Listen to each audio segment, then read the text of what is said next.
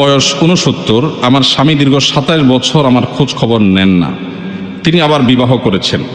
আমার দুশ্চিন্তার কারণ আমার পরকালের হিসাবের ক্ষেত্রে আমার স্বামী ও সংসারের জন্য আমার গুনাহ হতে হচ্ছে কি না। আমাকে মাসালাটা বলে দিলে আল্লাহর কাছে মাপ চেয়ে আমল করে মৃত্যুর জন্য প্রস্তুতি নিতে পারতাম। আহা, কত প্যাথেটিক প্রশ্ন, চিন্তা করেন। এই ভদ্রমহিলার বর্ণনা অনুযায়ী তার স্বামী তার খোঁজ খবর নেন না কত বছর? 27 বছর।